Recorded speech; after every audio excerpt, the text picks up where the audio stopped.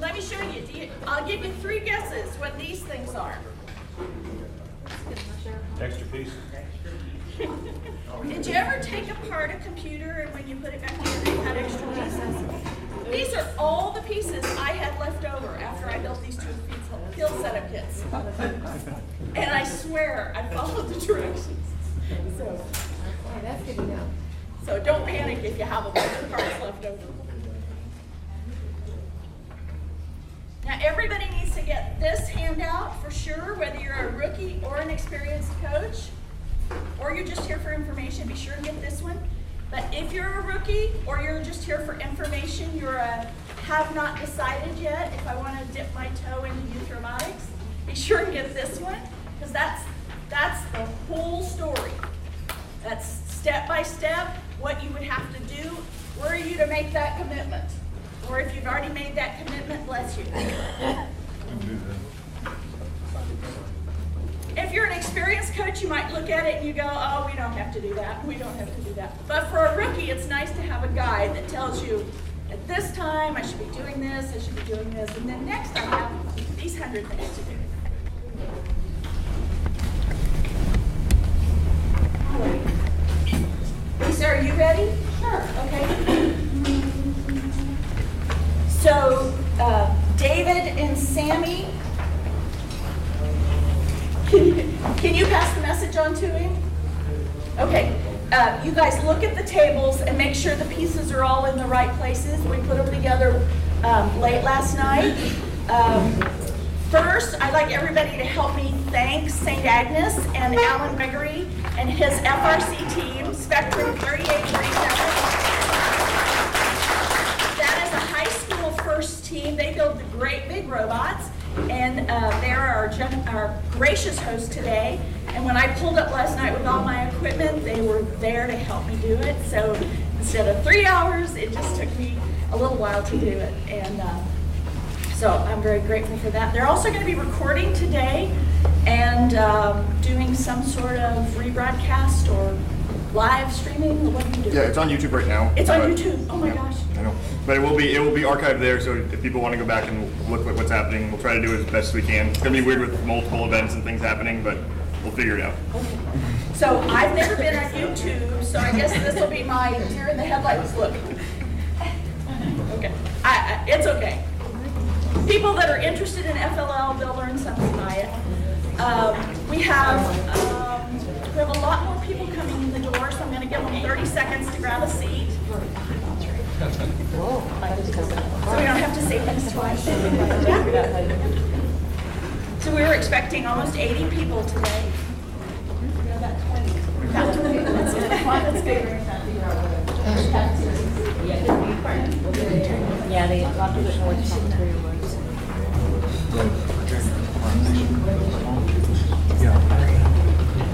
What? Is Livia here yet? Livia Santos? Okay.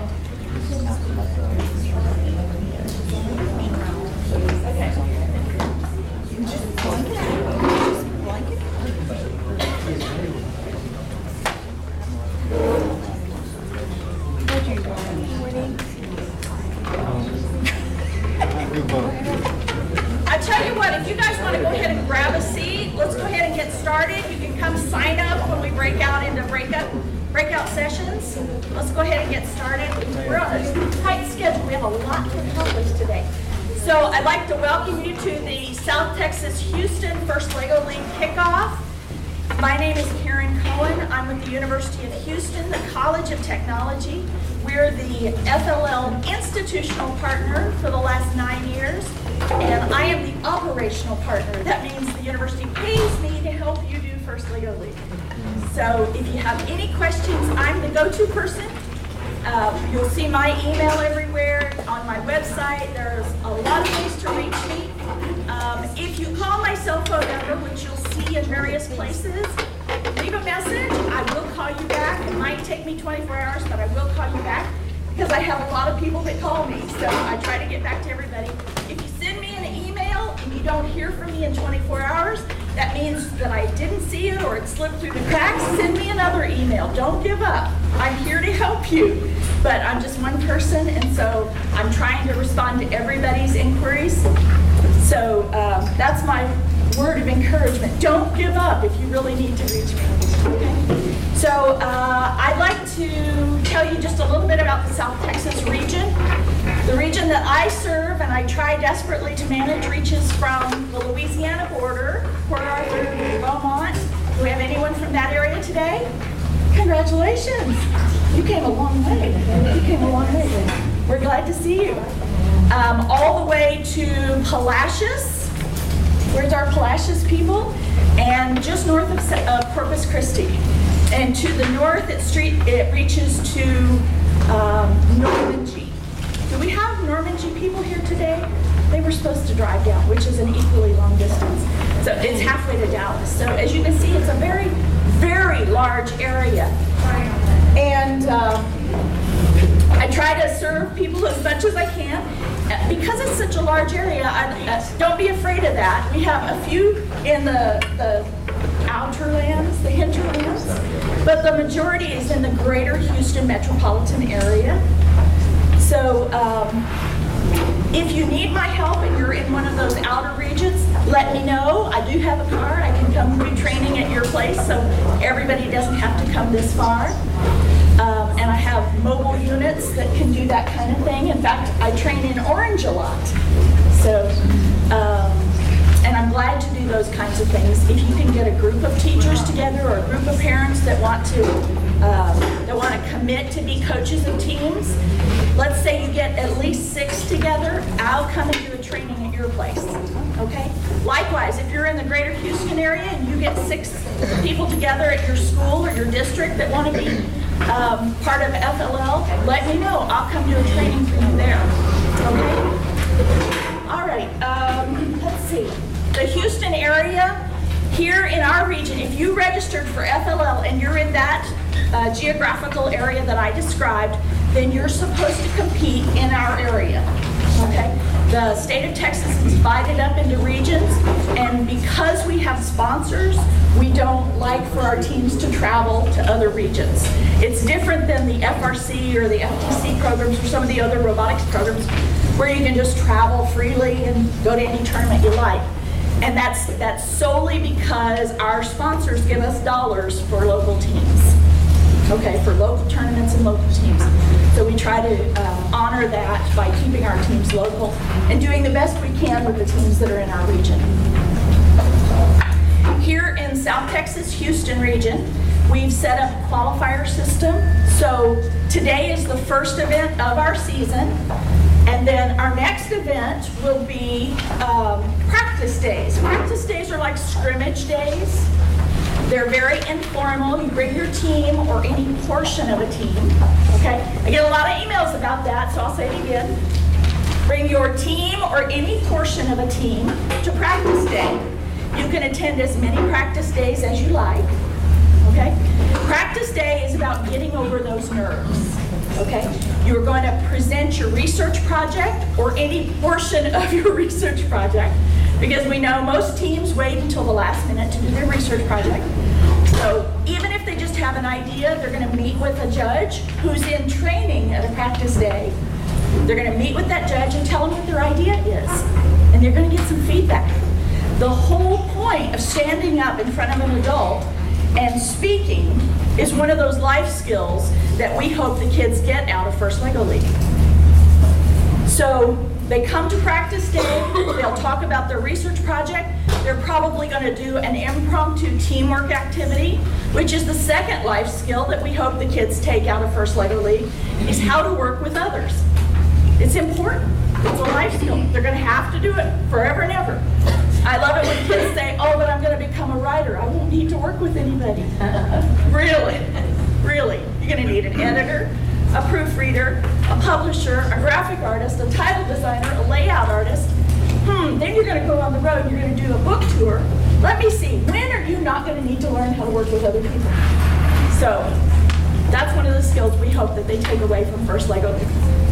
It's about those life skills rather than about the trophies. Now the trophies are really nice, aren't they? Yes. Yeah, okay. How many of you in the room have won trophies? Okay, we try to be very generous with our trophies.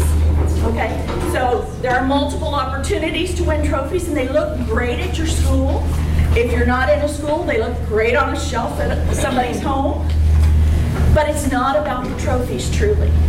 It's about the life skills that they're learning and about a positive STEM experience. STEM is science, technology, engineering, and math. That's the whole point of what we're doing. It's not that we're training future engineers. It's that we're trying to enthuse them about STEM subjects in general right now. Because the age that we're filling the pipeline with First Lady, very soon they're going to be hit with girls or boys or cars or athletics or jobs or any multitude of distractions that might take them away from the STEM fields.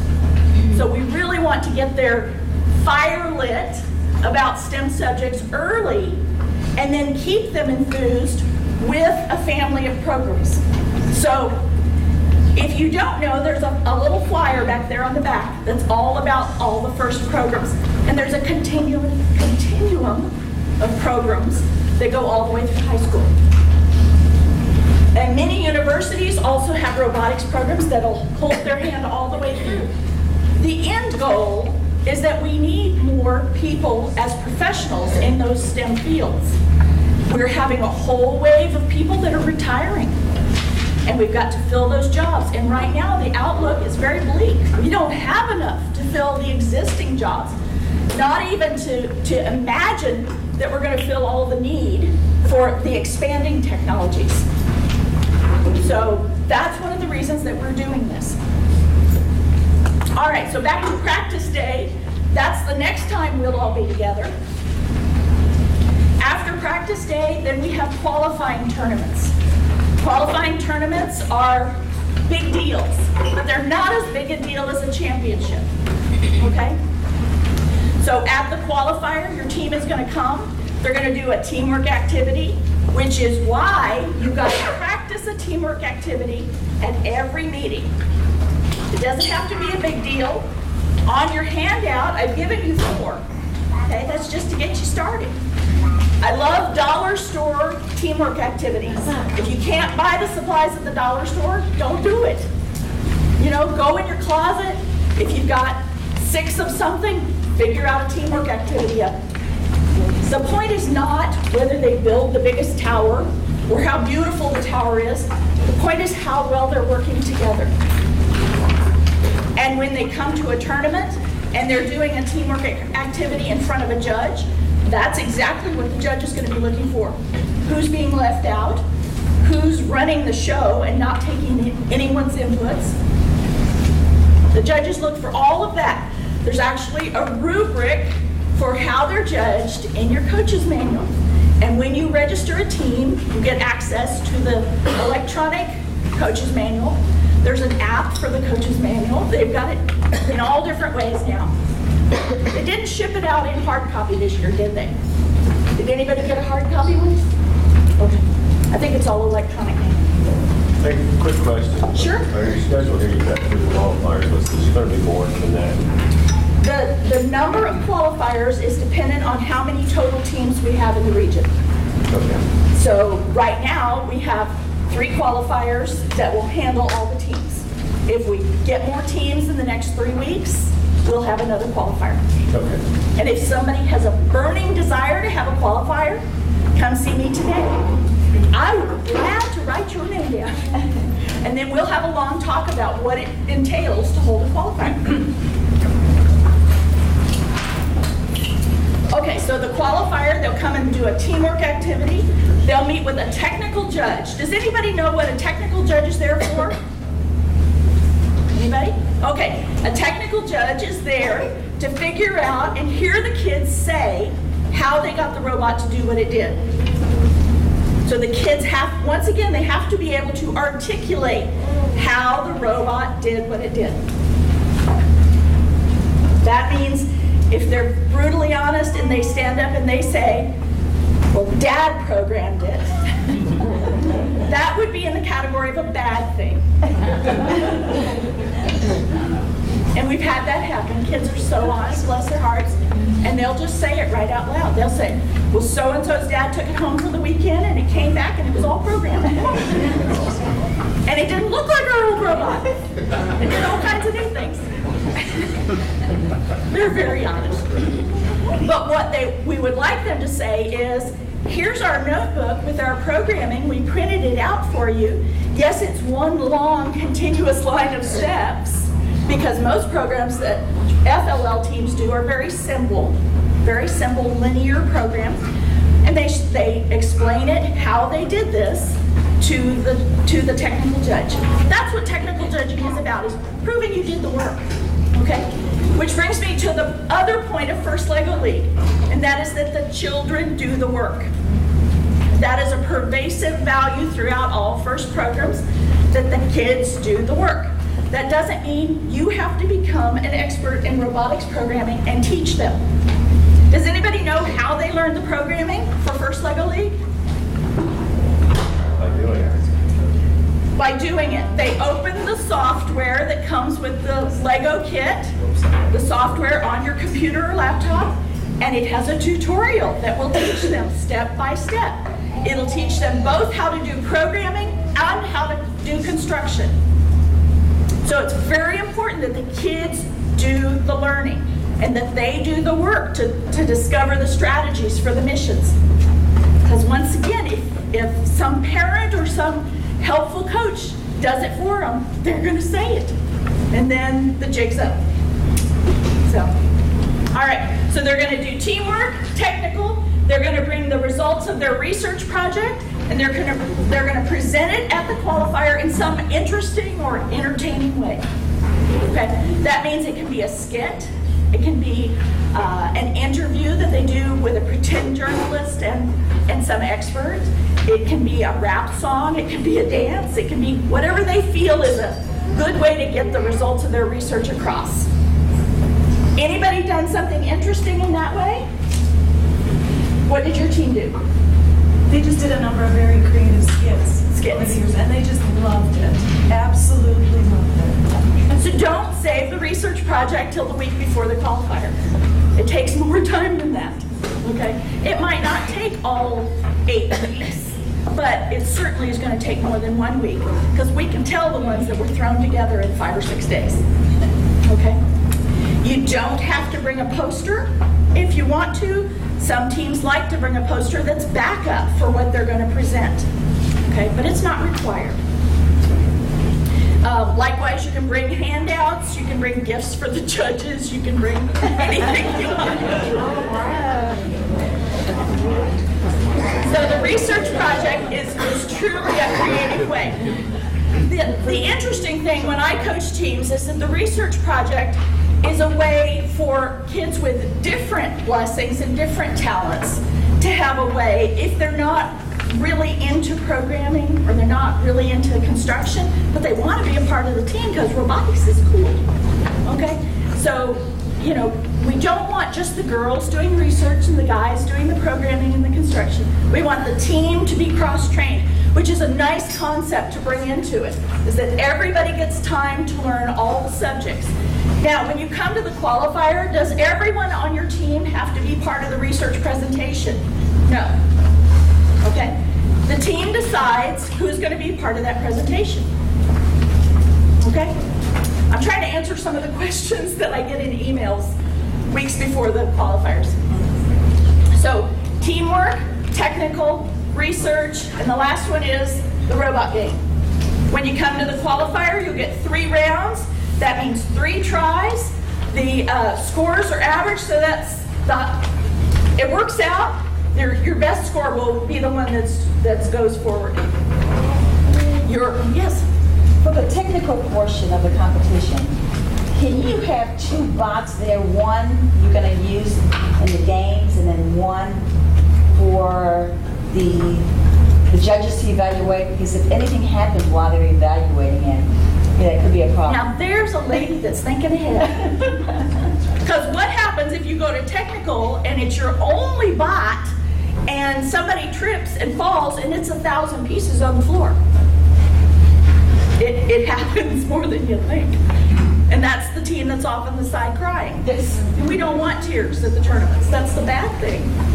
We want this to be fun. So I personally always bring a couple of bots, and they're identical. They're programmed the same. I have couple helps. You know, you were a long way. So they drove for everything. And by the second year, they started their own qualifier.